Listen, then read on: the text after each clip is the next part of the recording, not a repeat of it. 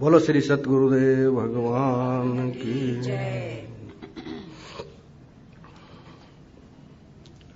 कृष्णाय वासुदेवाय हरये परमात्मने प्रणतक्लेशनाशाय गोविन्दाय नमो नमः। सानन्दमानन्दवने वसन्तम् आनन्दकन्दं हतपापवृन्दम् वाराणसीनाथमनाथनाथं श्रीविश्वनाथं शरणं प्रपद्ये। नमो गुरुभ्यो गुरुपादुकाभ्यो नमः परेभ्यः परपादुकाभ्यः आचार्य सिद्धेश्वरः पादुकाभ्यः नमोस्तु नारायण पादुकाभ्यः। यत् सत्येन जगत् सत्यं यत् प्रकाशेन विभाति यत् यदानन्देन नन्दन्ति तस्मै श्री गुरुवे नमः। आओ हम सब 2 मिनट के लिए अपनी वाणी को पावन और पवित्र करते हुए भगवान नाम संकीर्तन करते हैं। गोविंदा गोपाला मुरली मनोहर नंद लाला। बोलो गोविंदा गोपाला मुरली मनोहर नंद लाला। कह दो गोविंदा गोपाला मुरली मनोहर नंद लाला। बार बार उसने भक्तों का इम्तिहान ले डाला। बार बार उसने भक्तों का इम्तिहान ले डाला। पर्वत से प्रहलाद को देखो गेंद की तरह उछाला। पर्वत से प्रहलाद को देखो गेंद की उछाला। मीरा सोना कुंदन बन गई पीकर जहर का प्याला। मीरा सोना कुंदन बन गई पीकर जहर का प्याला। पहले पिया पियाला बाद में आया मुरली वाला। पहले पिया पियाला बाद में मुरली वाला। बोलो गोविंदा गोपाला मुरली मनोहर नंद लाला। कह दो गोविंदा गोपाला मुरली मनोहर नंद लाला। चातक चोच फैलाए तब ही मिलती बूंद सवाती। चातक चोच फैलाए तब ही मिलती बूंद सवाती। रोए बिना तो माँ बच्चे को दूध भी नहीं पिलाती। रोए बिना तो माँ बच्चे को दूध भी नहीं पिलाती। इंतजार सबरी ना करती तो कब दर्शन पाती। इंतजार सबरी ना करती तो कब दर्शन पाती। नंगे पाँव न आते घर गज की टेर न जाती।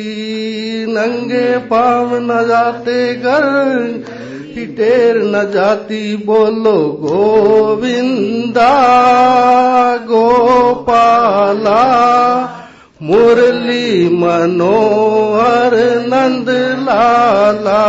कह दो गोविंदा गोपाला मुरली मनोहर नंद लाला। बोलो गोविंदा गोपाला मुरली मनोहर नंद लाला। अमृत रूप समझ कर मीरा पी गई जहर का प्याला। अमृत रूप समझ कर मीरा पी गई जहर का प्याला। सारी दुनिया ने देखा भई उसका प्रेम निराला। सारी दुनिया ने देखा भई उसका प्रेम निराला। राणा ने हर तरफ से डाला पाबंदी का पाला। राणा ने हर तरफ से डाला का पाला। राजमहल को ठोकर मारी वैराग्य मत वाला। राजमहल को ठोकर मारी वैराग्य मत वाला। बोलो गोविंदा गोपाला। मुरली मनोहर नंद लाला। कह दो गोविंदा गोपाला। मुरली मनोहर लाला। बोलो गोविंदा गोपाला। मुरली मनोहर। बोलो श्री कृष्ण भगवान की, उमापति महादेव की, सियावर रामचंद्र महाराज की, पवन सुत हनुमान की। बोलो भाई सब संतों की। प्रातः स्मरणीय परम पूजनीय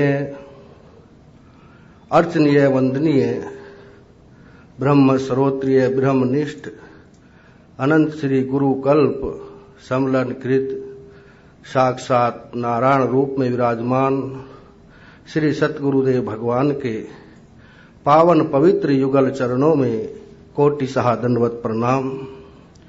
परम प्रिय प्रेमास्पद भगवत चरणानुरागियों, समुपस्थित गुरु भक्तों तथा निज आत्म स्वरूप के वास्तविक जिज्ञासु,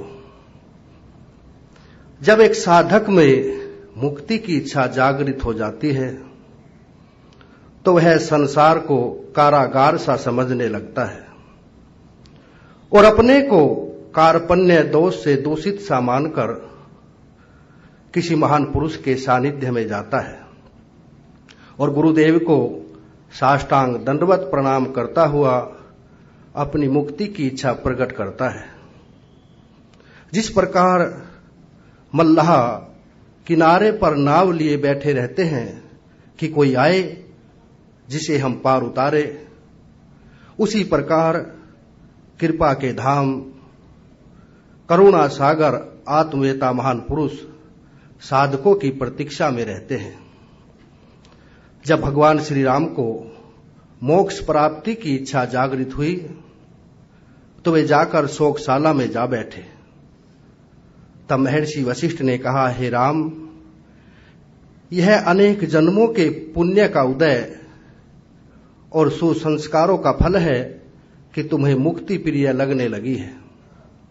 तुम जैसा वैराग्यवान श्रोता हो और मुझ जैसा वक्ता हो तो पुष्प छेदन में जितना समय लगता है उससे भी शीघ्र तत्वबोध हो सकता है।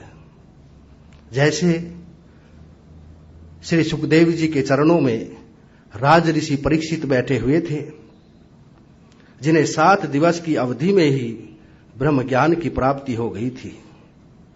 हृदय के एक कोने में उठी हुई पिपासा सच्ची पिपासा नहीं है। भक्त बनकर विभक्त की कोटि में बैठे रहना अच्छा नहीं है और मन को एकाग्र न करना, तात्पर्य एक के अग्र न करना ठीक नहीं है। कभी दिल दिया कभी जान दी, ये किस्तों में कर्जा अदा हो रहा है।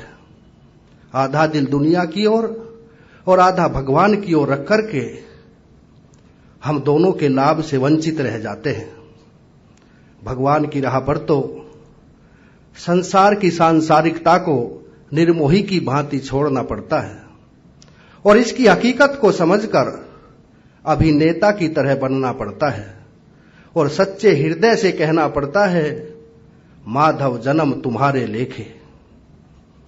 दुनिया की पूरी न होने वाली इच्छा कभी भी पूरी नहीं होगी। इसलिए इन्हें जहां का तहां छोड़कर एक रास्ता अपनाना होगा और आधा दामन सांसारिक वस्तुओं के लिए फैला रहे और आधे में भगवान के वरदानों की प्रतीक्षा करता रहे। यह तो असफलता की बुनियाद ही सुदृढ़ करनी है। इस संसार को अपनाने के लिए कितनों ने ही प्रयत्न किया, परंतु यह किसी का अपना नहीं बना। यद्यपि दौड़ लगाने वाले असंख्य दौड़ कर बैठ गए, इस मरुमरीचिका से आज तक किसी की प्यास नहीं बुझी। जो नाग हमें डसता है उसी से बार बार लिपटते हैं, जो ज्वाला हमें जलाती है उसी में बार बार कूदते हैं और उससे उबरने की कामना तक हमारे हृदय में नहीं होती। और यदा कदा मुक्ति की इच्छा जागृत होती भी है, लेकिन बंधनों से प्यार का नाता जोड़कर मंजिल तक पहुंचने योग्य अपने को नहीं बना पाते। रोगी को रोग से मुक्त होने की, स्वस्थ होने की इच्छा जागृत होती भी है तो क्या, यदि वह बद परहेजी से निवृत्ति नहीं चाहता और मुक्ति की अभिलाषा करके भी रह जाता है। इस प्रकार जब साधक का अंतःकरण इस संसार से हट जाता है तो उसका अंतःकरण पावन और पवित्र हो जाता है। तब वह संसार की अनेक पुकारों पर भी कान नहीं देता और इस संसार रूपी जेल से मुक्त होने के लिए नित्य निरंतर सचेष्ट रहता है। जिसके आह्वान पर गोपियां घर से दौड़ पड़ती थी, जिसकी जिज्ञासा ने नचिकेता को तीसरे प्रश्न के लिए ललायित किया और जिसकी कामना लेकर भगवान बुद्ध जैसे सम्राट समस्त ऐश्वर्य को ठोकर मारकर चल पड़े थे, वही थी परम पद की मंजिल। और उसका हृदय में जागृत होना ही हजारों अश्वमेघ यज्ञों के पुण्य के तुल्य माना गया है। ऐसी ब्रह्म ज्ञान की महिमा है। भगवान श्री कृष्ण ने गीता में कहा है, नहीं ज्ञानेन सदृशम पवित्रमिह विद्यते तत्स्वम योग संसिद्धिम काले नात्मनि विन्दति। ज्ञान के समान पावन और पवित्र करने वाला और कोई दूसरा साधन नहीं है। फिर कर्म और उपासना क्या निरर्थक है? महान पुरुष कहते हैं ये निरर्थक नहीं है। यह तो अंतःकरण रूपी दर्पण को शुद्ध और स्थिर करने के लिए है, जिससे इसमें भली भांति अपने स्वरूप का भान हो सके। इसलिए हमको कर्म और उपासना करते हुए सदा अपने लक्ष्य की ओर ध्यान रखना है। मैदान में गेंद को उछालते रहना ही खिलाड़ियों का लक्ष्य नहीं है, बल्कि गेंद को उछालकर गोल तक पहुंचाना ही उनका लक्ष्य होता है। और जो इस मनुष्य शरीर में अपने लक्ष्य को भूल गए, वह रहट के टींडों की भांति ऊपर नीचे की ठोकरों से नहीं बच सकते।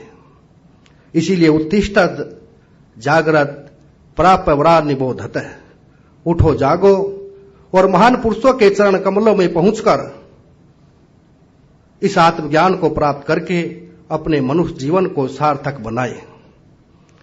यह आप लोगों की श्रद्धा, भक्ति, निष्ठा और प्रेम का फल है कि जिससे आकर्षित हुई ये दिव्य ज्योति महान पुरुष आपके समक्ष विराजमान हो जाते हैं। यो तो कीमत बहुत है मगर है गुलशन, कोई ग्राहक हो तो हम मुफ्त में बिक जाते हैं। ये मुफ्त में बिकी हुई हस्तियां जिनकी महिमा को वेद शास्त्र गा रहे हैं और जिनसे ज्ञान प्राप्ति के लिए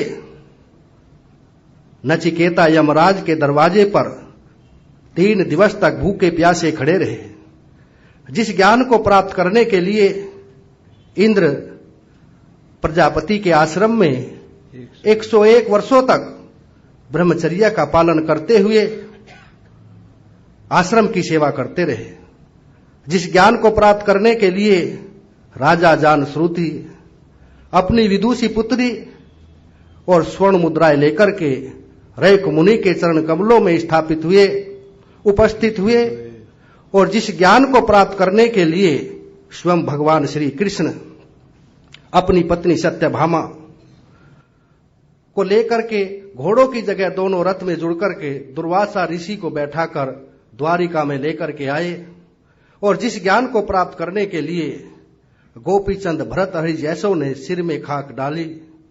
आवश्यकता है इन तत्ववेताओं की और ब्रह्म विद्या समझाने वालों की। वेद भगवान इन्हीं की महिमा का गान कर रहे हैं, जो हमको अपने में ही अपने आप की प्राप्ति करा देते हैं। और यह तभी होता है जब दिन रात सत्संग का पानी, महान पुरुषों की संगत तथा पूर्ण गुरु कृपा प्राप्त होती है। और यह आप सब पर तो है ही, इसमें कोई संदेह की बात नहीं है। बस हमको महान पुरुषों के चरणों में बैठकर सत्संग श्रवण करना है। और जिस किसी का भी कल्याण हुआ है सत्संग से ही हुआ है। पूज्य महाराज श्री कई दिनों से इसी बात पर ही जोर दे रहे हैं कि जिसका कल्याण हुआ है सत्संग से ही हुआ है। नान्य पंथो विद्यते आया नाय, इससे अलग और कोई दूसरा रास्ता नहीं है। बिन सत्संग न हरि कथा, तेह बिन मोह न भाग, मोहो गए बिन राम पद, होत न दृढ़ अनुराग। बिना सत्संग के भगवान की कथा श्रवण करने को नहीं मिलती, और जब तक कथा का श्रवण नहीं करेंगे तब तक मोह की निवृत्ति नहीं होगी, और जब तक मोह निवृत्त नहीं होगा भगवान के चरण कमलों में दृढ़ अनुराग नहीं होगा। संसार में जितने भी लाभ है वे सब हानि में बदल जाने वाले हैं, परंतु सत्संग ऐसा लाभ है, यह ऐसा परम लाभ है, कभी हानि में बदलने वाला नहीं है। उमा संत समागम सम, न लाभ कछु आन। सत्संग के समान और कोई लाभ नहीं है। अति हरि कृपा जाहि पर होई, पांव दे मार्ग सोई। परंतु जिस पर विशेष कृपा होती है उसी के ही चरण इधर पड़ते हैं। सत्संग की महिमा सभी ग्रंथों ने, शास्त्रों ने, महान पुरुषों ने गाई है। और सत्संग की महिमा बतलाते हुए नारद जी व्यास जी को कहते हैं, हे व्यास जी, वे पूर्व जन्म में एक दासी का पुत्र था। मेरी मां एक ब्राह्मण के यहां सेवा का कार्य करती थी। उस परिवार में संतों का आवागमन लगा ही रहता था। मैं बालक अनजान में ही सत्संग सुनता, सेवा करता, संतों का प्रसाद ग्रहण करता। धीरे धीरे मुझ में भगवत भक्ति जागृत हो गई। एक दिन मेरी मां एक सर्प द्वारा डसी जाकर परलोक पधार गई, और मैं वहां से जंगल में जाकर प्रभु चिंतन में लग गया। और इस कल्प में ब्रह्मा जी का मानस पुत्र होकर प्रकट हुआ हूं। यह संतों महान पुरुषों की कृपा का फल है। संतों की महिमा बतलाते हुए वाल्मीकि जी कहते हैं, मैं तो रत्नाकर नाम का डाकू था, नारद जी का सत्संग मिला और आज हम उनको वाल्मीकि, महर्षि वाल्मीकि जी के नाम से जानते हैं, जिन्होंने रामायण जैसा अनमोल ग्रंथ हमको प्रदान किया। सत्संग की महिमा बतलाते हुए गणिका कहती है, जो तोते को राम राम रटाते रटाते स्वयं राममय हो गई। और सत्संग की महिमा भगवान श्री कृष्ण श्रीमद् भागवत के 11 स्कंद में उद्धव जी ने प्रश्न किया, प्रभु अगर कोई आपको अपने वश में करना चाहे, अपनी मुट्ठी में करना चाहे, अपने हृदय में विराजमान करना चाहे, अपने अंग संग करना चाहे, उसका सरल और सुगम उपाय कौन सा है? तो भगवान श्री कृष्ण कहते हैं, न रोध्यति माम योगम न सांख्यम धर्म एव च न स्वाध्याय तपस्त्यागो नेष्टा पूर्तम न दक्षिणा व्रतानि यगच्छन्दांसि तीर्थानि नियमायमः यथावरुन्धे सत्संग है सर्वसंगोपहो ही माम।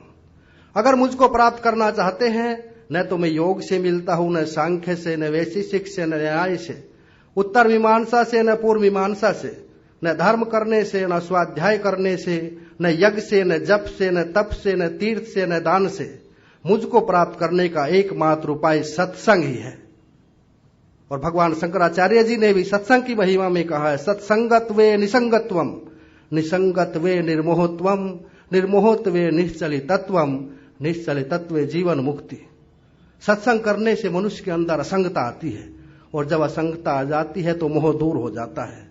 वो मोह दूर होते ही चित्त शांत हो जाता है, और चित्त शांत होते ही जीवन मुक्ति का लक्षण है। और सत्संग की महिमा हमारे पूज्य गुरुदेव ने जो भजनों की पुस्तक है अमृत झरण, उसमें अमृत वर्षा करते हुए बतलाया है कर ले जग में यार सत्संग दो घड़िया, तू कर ले जग में यार सत्संग ओ घड़िया, कर ले कर ले कर ले कर ले कर ले जग में यार सत्संग घड़िया, कर ले जग में यार सत्संग दो घड़िया।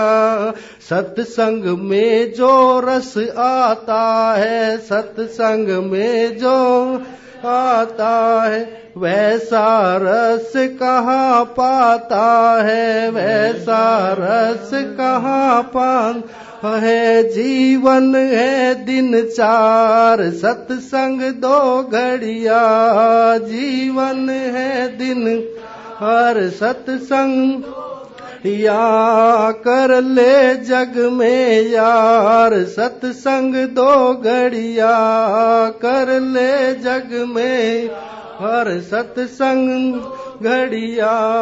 जैसा संग वैसा रंग होवे, जैसा संग वैसा होवे, जगत कुसंग सभी को खोवे, जगत कुसंग सभी को वे, मिलता है दीदार सत्संग दो घड़िया, मिलता है दीदार संग दो घड़िया, तू कर ले जग में यार सत्संग दो घड़िया, कर ले जग में यार घड़िया। पाप ताप सारे भग जावे, पाप ताप सारे भग वे, सोए भाग्य तेरे जग जावे, सोए भाग्य तेरे जग वे, जग में हो उद्धार सत्संग दो घड़िया, जग में हो सत्संग दो घड़िया, तू कर ले जग में यार सत्संग दो घड़िया, कर ले जग में यार। अपना ज्ञान स्वरूप लखेगा, अपना ज्ञान देगा, सच्चा जीवन सब तक देगा, सच्चा जीव सत्संग देगा, सच्चा जीवन सत्संग देगा, सच्चा जीवन देगा, कभी न होगा ख्वार सत्संग दो घड़िया, कभी न होगा और सत्संग ओ घड़िया, तू कर ले जग में यार सत्संग घड़िया, तू कर ले जग में यार सत्संग या। सत्य आत्म एक सार तू ही है, सत्य आत्म एक तू ही है, सब प्यारों का प्यार तू ही है, सब प्यारों का तू ही है, तू ही सच्ची सरकार सत्संग दो घड़िया, तू ही सच्ची सरकार संग दो घड़ी, तू कर ले जग में यार सत्संग दो घड़िया, तू कर ले जग में संग दो घड़िया, कर ले कर ले कर ले कर ले कर ले जग में यार सत्संग घड़िया, तू कर ले जग में यार सत्संग घड़िया। सब शास्त्रों का सार यही है, सब शास्त्रों का ही है, आत्मज्ञान का स्रोत सही है, आत्मज्ञान का स्रोत सही, समझ बूझ मनदार सत्संग दो घड़िया, समझ बूझ मन और सत्संग घड़िया, तू कर ले जग में यार सत्संग दो घड़िया, तू कर ले जग में संग दो घड़िया तू कर ले जग में यार, सत्संग दो घड़िया तू कर ले यार सत्संग। इन्हीं शब्दों के साथ हम अपनी वाणी को विराम देते हैं और महान पुरुषों के चरण कमलों में बार बार यही प्रार्थना करते हैं कि हमारी रति मति गति सदा आपके ही श्री चरणों में बनी रहे। बोलो श्री सतगुरुदेव भगवान की जय। इति गुह्यतमं शास्त्रम्, आगे बोलिए। इति गुह्यतमं शास्त्रम् इदं मुक्तं मया, एतद् बुद्ध्वा बुद्धिमानः स्यात् कृतकृत्यश्च भारत। बीच में इसलिए बुलवाया कहीं तुम सो तो नहीं रहे हो। बोलो सच्चिदानंद। तो स्वामी जी ने बहुत सुंदर शब्दों में सत्संग की महिमा का गान किया, भगवान की भक्ति का गान किया, और आप भी ये समझ गए होंगे कि सेवा का फल क्या होता है, महान पुरुषों की सेवा से क्या मिलता है, उनके साथ रहने से क्या मिलता है, ये आपके सामने प्रत्यक्ष उदाहरण है। आइए अब हम आपके सामने आपके ही दरवाजे में चाबी लगाकर आपकी ही आनंद राशि का आपके सामने उद्घाटन करते हैं और बताते हैं किसी और का घर ढूंढने की तुझे जरूरत नहीं है। तू अपने ही मन में ज्ञान की चाबी लगा और उसे एक तरफ कर।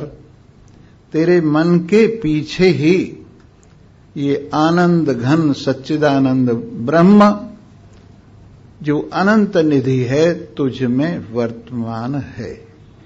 और अगर तुझे ये पता चल गया, बात तो पता चलने की है। एक आदमी ईंट और गारा ढोने का काम कर रहा था, जैसे मजदूर किया करते हैं, पर उसके उंगली में जो अंगूठी थी वो करोड़ों रुपए की थी, पर वो जानता नहीं था। इसलिए करोड़ों रुपए की अंगूठी को लेकर भी वो ईंट गारा ढोने का काम कर रहा था। उसे देख के जौहरी ने कहा आश्चर्य की बात है, और उसको बुलाया और बुलाकर कहा ये अंगूठी तुम्हें कहां से मिली है? कहा जी मेरे पिताजी की है और पिताजी ने मेरे बाबा से प्राप्त की। ऐसे ये अंगूठी परंपरा से हमारे साथ चलती आ रही है। तुम्हें मालूम है इस अंगूठी में कितना मूल्यवान नग लगा हुआ है? बोले नहीं, मुझे तो मालूम नहीं है कि इसके बदले में तीनों लोगों को न्यौछावर कर दिया जाए, उससे भी अधिक मूल्य इस नग का है। वैसे ही आपके हृदय की अंगूठी में जो परमात्मा रूपी नग लगा हुआ है उसका मूल्य कितना है आप स्वयं अंदाजा नहीं लगा सकते। तीनों लोगों को अगर इस अंगूठी के ऊपर वार फेर करके फेंक दिया जाए तो समझिए ये अंगूठी का तब भी ठीक मूल्य नहीं है। ऐसा सबके हृदय में विराजमान नारायण सच्चिदानंद ब्रह्म यदि आप अपनी कीमत को जान गए होते, यदि आपने अपना मूल्य पहचान लिया होता, तो फिर ये जो दरिद्रता है, दीनता है, सदा सदा के लिए आपसे दूर चली जाती। और ज्ञान का फल यही है। और ज्ञान के फल में ये कहा है अदीना श्याम सरदय शतम। हे प्रभु, हम सैकड़ों साल तक जिए परंतु दीन भाव से रहित होकर जिए। अदीना श्याम, दीनता से रहित हम होकर सरदय शतम जीवे मां, 100 साल तक हम जिए लेकिन दीनता वाले न हो। और वो कौन नहीं होगा? जिसको अपने आप का पता चल गया है। इसीलिए महान पुरुषों की महिमा है कि दलाली लालन की मेरे साचे गुरु ने दई है बताए। दलाली लालन की मेरे साचे गुरु ने दई है बताए। दलाली लालन की लाल लाल सब कोई कहे सबके पल्ले लाल। लाल लाल सब कोई कहे सबके पल्ले पर ग्याह गांठ खोल पर खा नहीं या विधि रहे कंगाल। दलाली लालन की मेरे ज्ञानी गुरु ने दई है बताई। दलाली लालन लाल पड़ा बाजार में सबकी ठोकर खाए। लाल पड़ा बाजार में सबकी ठोकर। अरे निगुरे निगुरे छोड़ डिगर गए सगुरों ने लिया है उठाए। दलाली लालन की मेरे ज्ञानी गुरु ने दिया है बताए। दलाली लालन लाली मेरे लाल की जित देखूं उत लाल। लाली मेरे लाल की जित देखूं और लाली देखन में गई मैं भी होई गई लाल।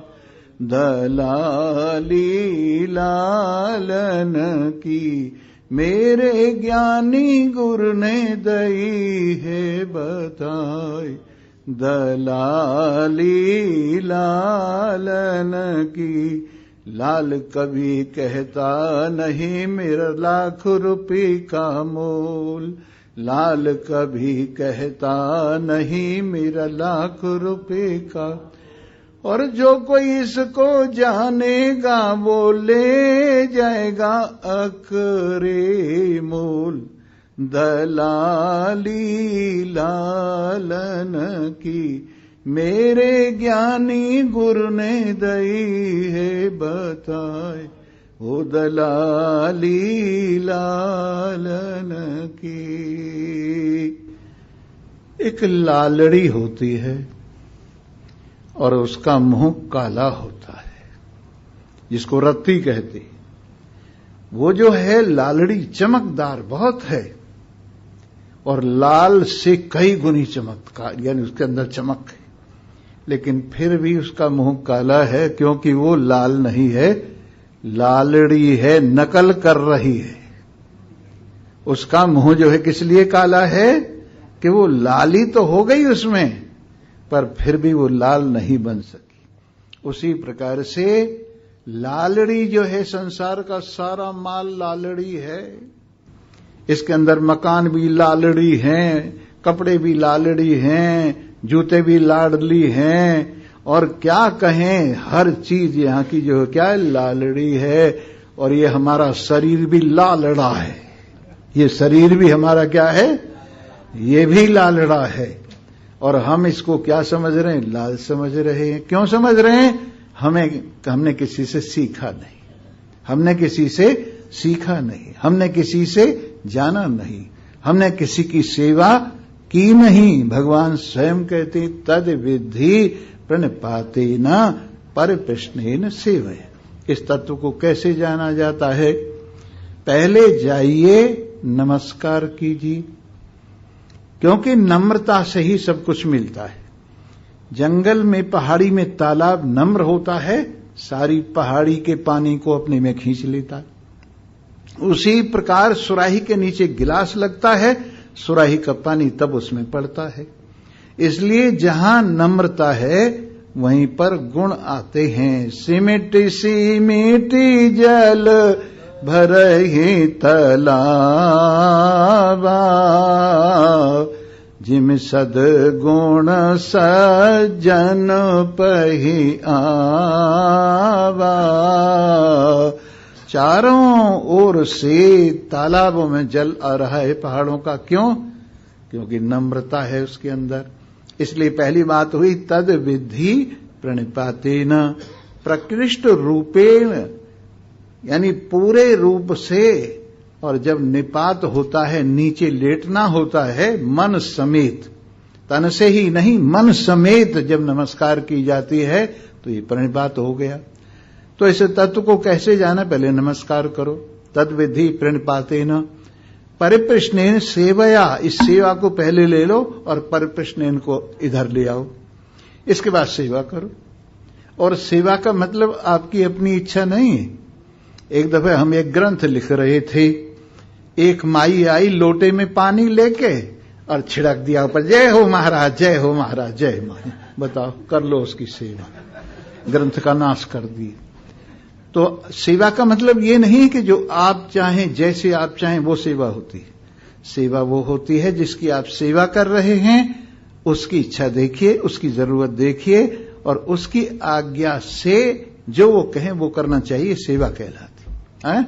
जाड़े के दिनों में कभी कभी ऐसा होता है, एक औरत थी पड़ोसिन के यहां गई, कहने लगे मेरे को आग दे दे। पहले जमाने में माचिस वाचिस नहीं होती थी, दूसरे के घर से आग लाके जला लेते थे। आग दे दे, बोले ठीक है।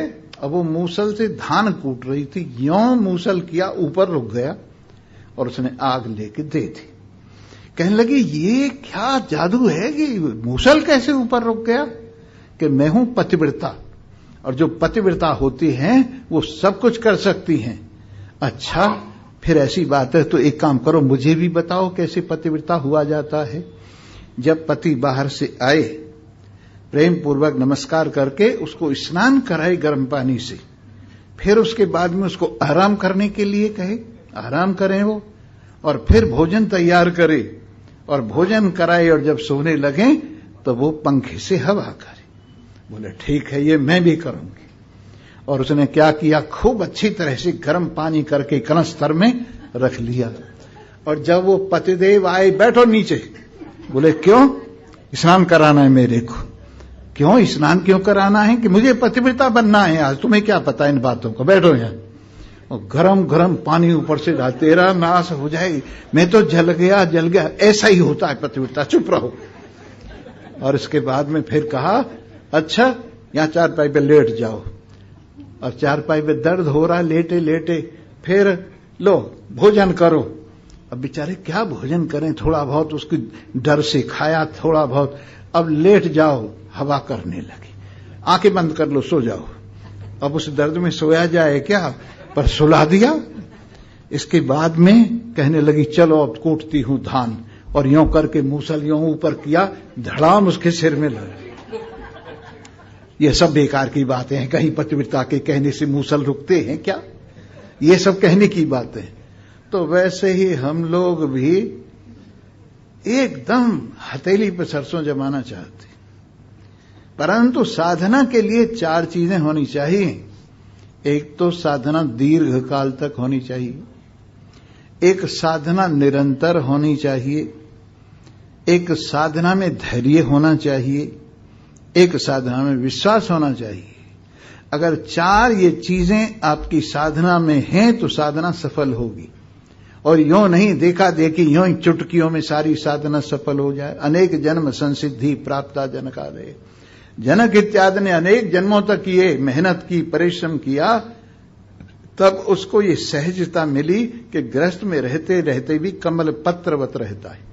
इस तरह से ये बहुत मेहनत करनी पड़ती है। और महान पुरुषों की कृपा से पहले क्या किया हमने, नमस्कार किया, इसके बाद सेवा की, और इसके बाद जब वो प्रसन्न हो गए तब प्रश्न किया। प्रश्न का तात्पर्य क्या है, जब महान पुरुष प्रसन्न हो, मूड देख लो उनका, जब प्रसन्न हो तो प्रश्न करो, और अगर प्रसन्न न हो तो हाथ जोड़ के हरिओम तत्सत कर दो। लेकिन जब प्रसन्न देखो तो प्रश्न करो। इसलिए तद विधि प्रणिपातेन परिप्रश्नेन सेवया। इस तत्व का ज्ञान कैसे होता है? पहले नमस्कार करो, फिर सेवा करो, और फिर अब उनको प्रसन्न देखो तो प्रश्न करो।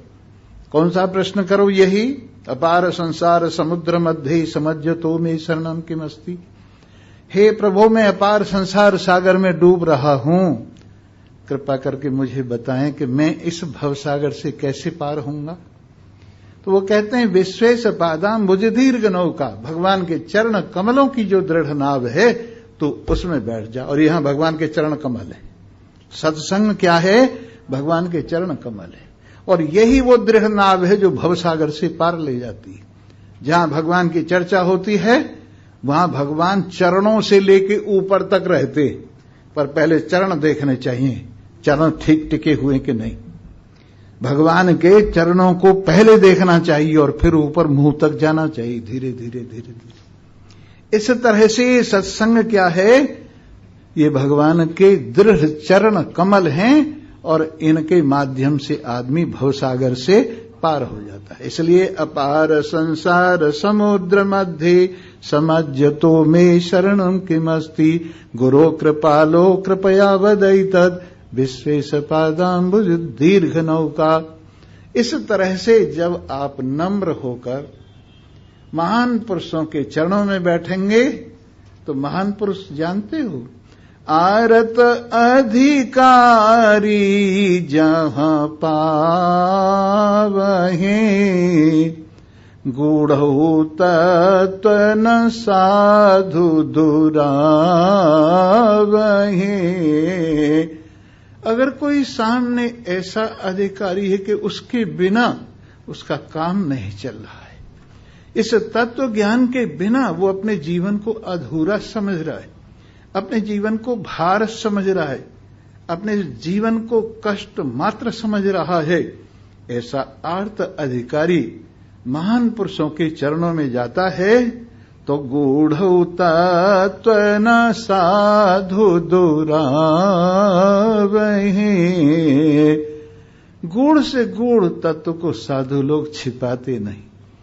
मां सारे दिन मेहनत परिश्रम करती है और उसका छोटा सा बच्चा पालने में झूल रहा है। अब उसके सीने में जो दूध बन रहा है वो किसके लिए बन रहा है? उस छोटे से बच्चे के लिए बन रहा है जिसका वो बेटा है। इसी तरह से जंगल में चुगने वाली गाय जंगल में गई है और वहां पर घास चुगती है, छाया में बैठती है, जुगाली करती है और गायों के साथ विहार करती है, लेकिन उसके स्तनों में जो दूध आ रहा है वो किसके लिए आ रहा है? बछड़े के लिए आ रहा है। एक पक्षी जंगल में से चुग्गा लेके चला है और किसकी याद आ रही है? अपने बच्चों की याद आ रही है, वहां लेकर पहुंचता है। वैसे ही महान पुरुषों के पास जो कुछ है सब तुम्हारे लिए। महान पुरुष जो कुछ भी शास्त्रों से इकट्ठा करते हैं, अपने अनुभव से इकट्ठा करते हैं और अपने परिश्रम से इकट्ठा करते हैं, वो सब किसके लिए होता है? तुम्हारे लिए होता है। और जब गाय का बछड़ा गाय का दूध पीने लगता है तो उसको चाटती जाती है, प्रेम पूर्वक पिलाती है। उसी प्रकार महान पुरुष भी इस तत्व को देते देते बड़े प्रसन्न होते और यूं कहते हैं कि जो इस तत्व को लेकर लोगों में पहुंचाएगा वो मेरा सबसे प्रिय भक्त है। जो इस ज्ञान को सीख कर लोगों में पहुंचाएगा, लोगों का दुख दूर करेगा, लोगों का कष्ट अपहरण करेगा, वो मेरा सबसे अच्छा प्रिय भक्त है। इस प्रकार भगवान की कृपा से, शास्त्र की कृपा से, संतों की कृपा से, निज कृपा से आपने जो थोड़ा सा माल इकट्ठा किया है ना, इसको संभाल के रखना, क्योंकि चोर बहुत है संसार में। इस माल को चुराने वाले बहुत हैं और अगर ये माल चुरा लिया गया तो सारी मेहनत पे पानी फिर जाएगा। इसलिए जागते रहना चाहिए। इसलिए जाग गया फिर सोना क्या रे, जाग गया फिर सोना, जाग गया फिर सोना क्या रे। राम का टुकड़ा रूखा सूखा, राम का टुकड़ा रूखा सूखा, मीठा और सलोना क्या रे, मीठा और सलोना क्या रे, जाग गया फिर सोना क्या रे। राम ने कहा वहीं पर सोए, राम ने कहा वहीं पर सोए, तकिया और बिछोना क्या रे, तकिया और बिछोना क्या रे, जाग गया फिर सोना क्या रे, जाग गया फिर सोना। कह कमाल प्रेम के मार्ग, कह कमाल प्रेम के मार्ग, शीस दिया फिर रोना क्या रे, शीस दिया फिर रोना क्या रे, जाग गया फिर सोना क्या रे, जाग गया फिर सोना। भगवान ने आपको जगा दिया है, संतों ने आपको जगा दिया है, आपकी लग्न ने आपको जगा दिया है, आपके पुण्यों ने आपको जगा दिया है। अब सोकर क्या करोगे? सारी जिंदगी सोते सोते निकल गई।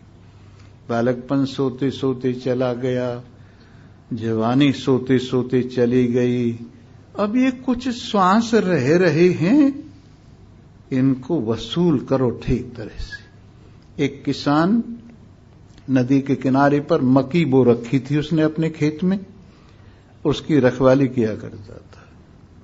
और क्या करता था, गोले बनाकर मिट्टी के, और एक गोफन यंत्र होता है उसमें रख के यूं घुमा के यों फेंक के मारता था, उससे चिड़िया उड़ जाती थी और खेत की रखवाली होती थी। एक दिन ये हुआ ये कि वो नदी के किनारे शौच होने चला गया। अब शौच होते होते कई लोगों की आदत होती है वो मिट्टी कुरेदने लगा।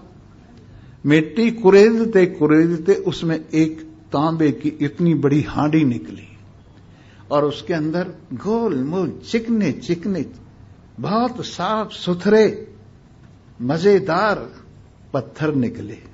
कहने लगे अब ठीक है, मुझे गोले नहीं बनाने पड़ेंगे और इन्हीं से मैं चिड़िया उड़ा दिया करूं। ले आया और एक एक करके वो सब पत्थर नदी की धार में फेंक दी।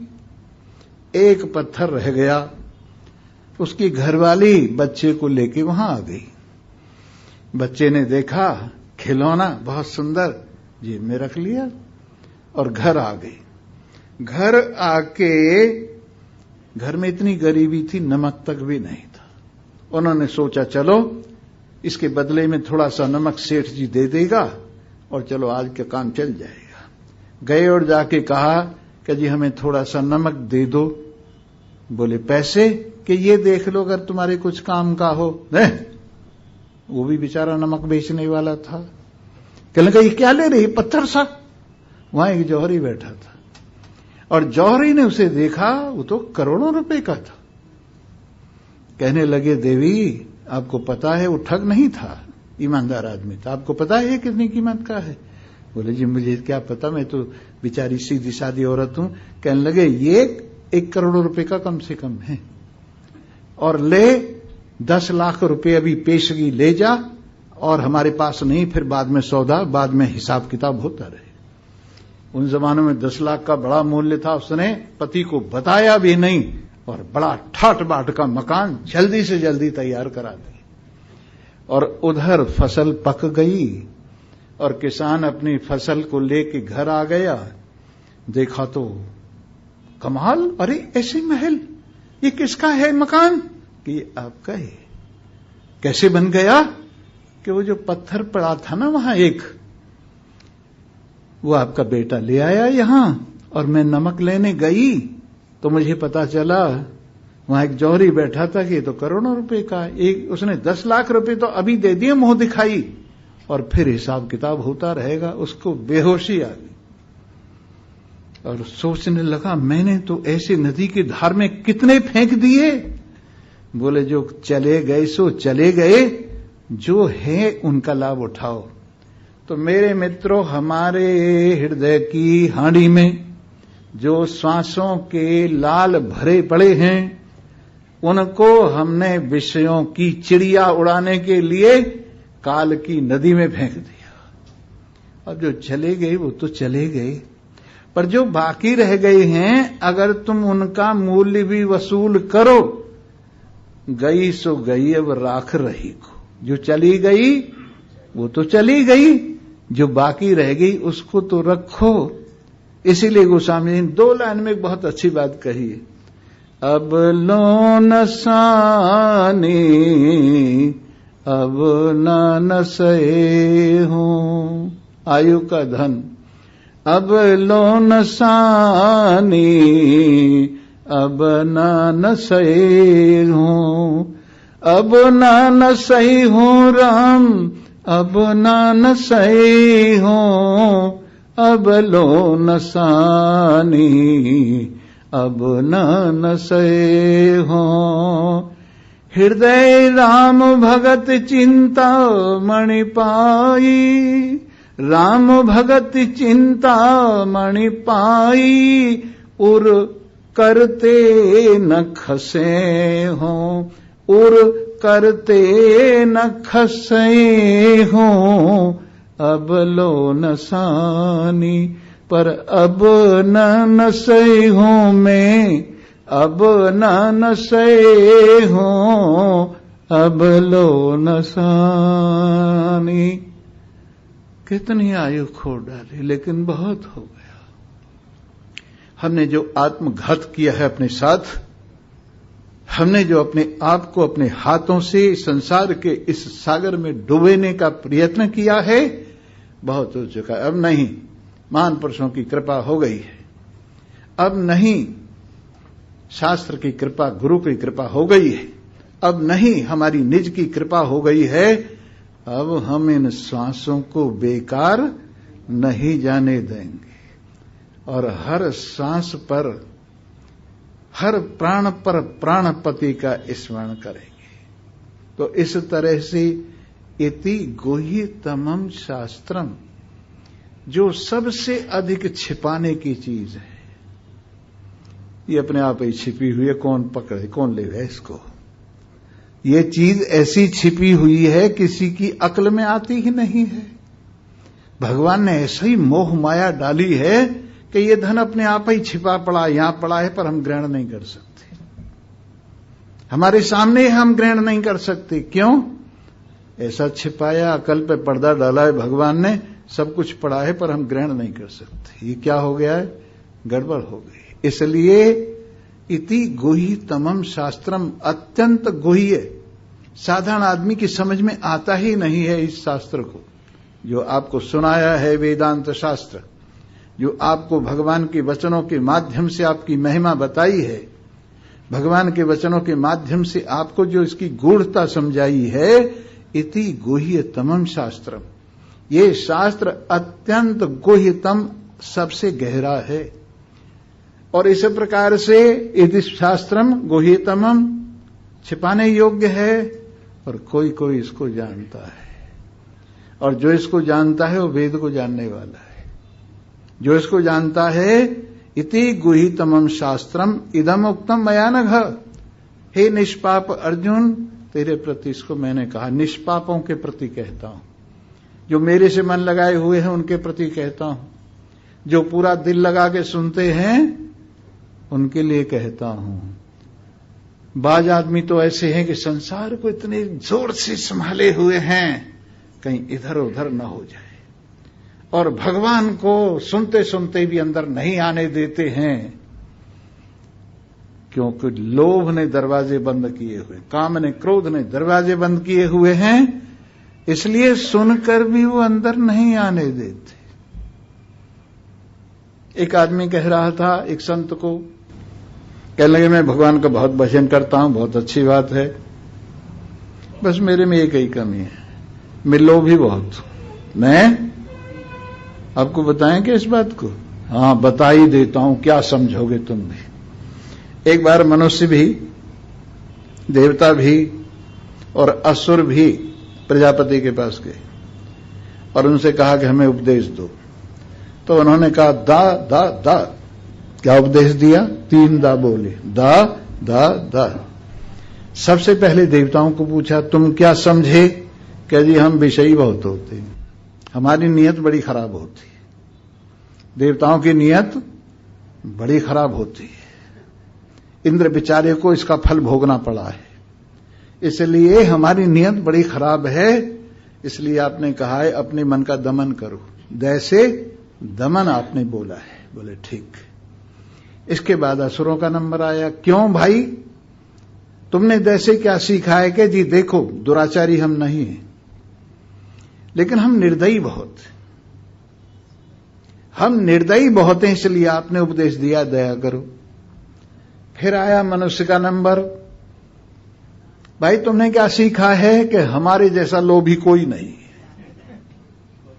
हमारे जैसा लोभी जो खाने को मिल जाए खाएंगे भी और बांध के भी लाएंगे, पहनने को मिल जाए पहनेंगे भी और सिर पे रख के भी लाएंगे। कोई भी जानवर तक ऐसा नहीं करता है, लेकिन मनुष्य इतना लोभी है कि बस पूछिए मत। इसलिए आपने उपदेश दिया है दान करो। और यहां तक कहा है हिरियादेयम अहिरियादेयम, श्रियादेयम अश्रियादेयम, हर हालत में दे, हर हालत में दे। मनुष्य शरीर में कल्याण देने से ही, मनुष्य शरीर में कल्याण देने से ही है। लेकिन कोई कोई समझता है, कहने लगे जी हम तो लेने को कल्याण समझते, मनुष्य शरीर में जो ले लिए जाए वो ठीक, क्योंकि हम लाला हैं। अगर दादा होते तो देते, यहां क्या है? हम लाला है, लाओ लाओ लाओ। तो इस तरह से सब तरह के लोग हैं, लेकिन जो समझदार हैं वो जानते हैं।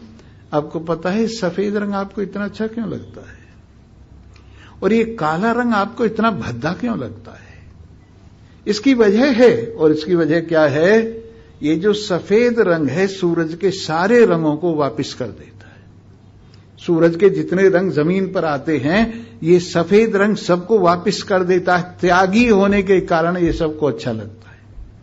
और ये काला रंग सब रंगों को अपने में घसीट लेता है, सब रंगों को अपने में ले लेता है। इसलिए ये काला रंग किसी को अच्छा नहीं लगता। हम सफेदी में त्याग की पूजा करते हैं कि इस कपड़े ने क्या किया है? सूरज के सारे रंगों को वापस कर दिया है। इस तरह से जिसके अंदर ऐसी भावना है कि परमात्मा की वस्तु परमात्मा के लिए दे रहा है, वो श्वेत हो जाता है, वो स्वच्छ हो जाता है, वो निर्मल हो जाता है। और इस प्रकार से उसको ही ज्ञान होता है। इति गुहितमम शास्त्रम, जो छिपाने के योग्य धन है वो मैं तुम्हें लौटा रहा हूं, तुम्हें दे रहा हूं। इति गुहितमम शास्त्रम इदम उक्तम मयानुघ, हे निष्पाप ये तेरे लिए मैंने कहा है। इस तरह से इदम उक्तम मयानघ एतद बुद्धा बुद्धिमान स्यात्, अगर इस ज्ञान को कोई समझ लेगा वही बुद्धिमान कहलाएगा, बाकी बुद्धू कहलाएंगे। जो मैं दे रहा हूं इसको जो संभाल लेगा गुह्यतम वस्तु को, वो ज्ञानी कहलाया जाएगा। एतद बुद्धा बुद्धिमान स्यात्, ऐसा जानकर वो बुद्धिमान कहलाएगा और वही वेद को समझने वाला सारग्राही होगा। एतद बुद्धा बुद्धिमान स्यात्, हाँ, और वही पवित्र है, समझदार है, कल्याण अपना करने वाला है। तो इस तरह से इन 20 श्लोकों में जो 31 दिनों में आपको सुनाया है, अगर वो आप संभाल ले में तो बहुत ही हमारे ऊपर आपकी कृपा होगी। इसको अगर आप संभाल ले में, देखो मैं जो तुम्हें देता हूं बढ़िया से बढ़िया माल निकाल के देता हूं, और तुम्हारी आदत है वो फल वाले लेने देने वाला सा सामान दे देना घटिया सा। है? और नोटों को गिनते गिनते गिनते गिनते गिनते सब बड़े बड़े नोट इधर करके छोटे सा नोट डालेंगे। आपकी आदत। और हम लोग क्या करते हैं, बड़े से बड़ा नोट निकाल के आपको देते हैं, अपने बटुए में से, दिल के बटुए में से जो बढ़िया से बढ़िया, बढ़िया से बढ़िया, बढ़िया से बढ़िया परमात्मा रूपी नोट आपको देते हैं। भला बताइए हमारा तुम्हारा क्या मुकाबला? हम ज्यादा दानी हैं कि तुम ज्यादा दानी हो? अरे ये अभयदान देते हैं, मृत्यु से छुटकारा दिलवाते हैं। इस तरह से यहां प्रेमपुरी आश्रम में आपको अभयदान की प्राप्ति होती है। जैसे हम दे रहे हैं ऐसे और संत भी हैं। हमारे बाद कपिल मुनि जी आएंगे, वो भी इसी तरह से दान देंगे और आपकी झोलियां भरेंगे। और भी यहां आते रहते हैं। और ये सब प्रेमपुरी जी की कहना चाहिए तपस्या का फल है, जिसको आप और हम सभी लोग भोग रहे हैं।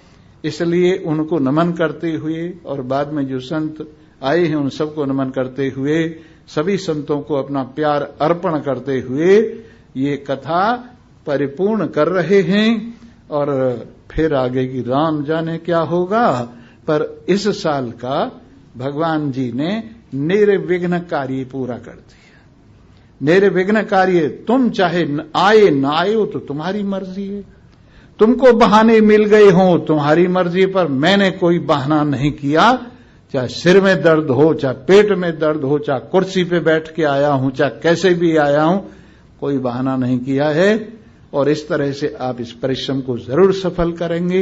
आगे जैसी राम जी की मर्जी है वो होगा। हमारा और तुम्हारा मिलन सब भगवान की कृपा के आश्रित है, और बिछुड़न भी भगवान की कृपा के आश्रित है।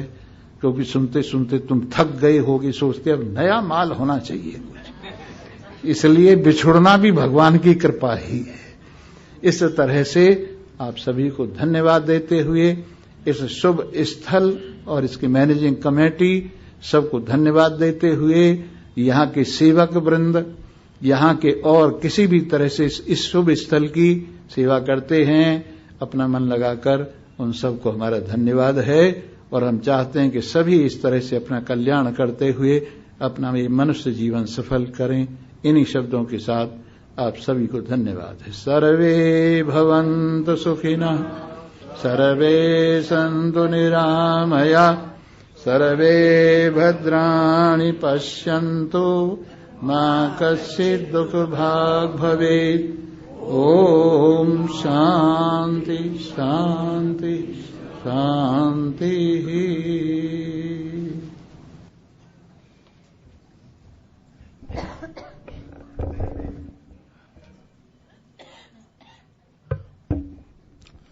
नारायण नारायण नारायण नारायण। प्रेमपुरी के हम सभी सत्संगी भाई बहन बहुत ही भाग्यशाली हैं। ऐसे महान से महान संत हमारे बीच में होली से लेकर और हनुमान जयंती तक, ये एक महीना कैसे निकल गया विश्वास ही नहीं होता। होली आई चली गई, हनुमान जयंती आई चली गई, और स्वामी जी भी आज जा रहे हैं। जैसे घर से बेटी विदा होती है दुख होता है, ऐसे ही आज स्वामी जी जा रहे हैं, कष्ट होता है। स्वामी जी अगले वर्ष आएंगे, लेकिन इस बीच स्वामी जी ने जो हमें एक अनमोल ज्ञान दिया है, अनमोल रत्न दिया है, उसकी केवल हम एक बात याद रख लें। स्वामी जी ने कल कहा था कि मरीज वैद्य के पास में गया, दवाई दी, जो खाने की दवाई दी वो तो शरीर पर लगा दी, और जो शरीर पर लगाने की दवाई थी वो खा ली। स्वामी जी ने यही कहा कि ईश्वर को अपने भीतर रखो, संसार को बाहर रखो। केवल एक बात हम याद कर लें, ईश्वर को भीतर, संसार को बाहर, हमारा कल्याण हो जाएगा। सार यही है, इसके अलावा कोई सार नहीं है। केवल ईश्वर को भीतर, संसार को बाहर। ईश्वर ने शरीर दिया है संसार की सेवा के लिए, और संत हमें ज्ञान देते हैं अपने कल्याण के लिए। मैं और कुछ अधिक नहीं कहकर अपनी ओर से, आप सबकी ओर से और प्रेमपुरी आश्रम की ओर से स्वामी जी के श्री चरणों की वंदना करता हूं।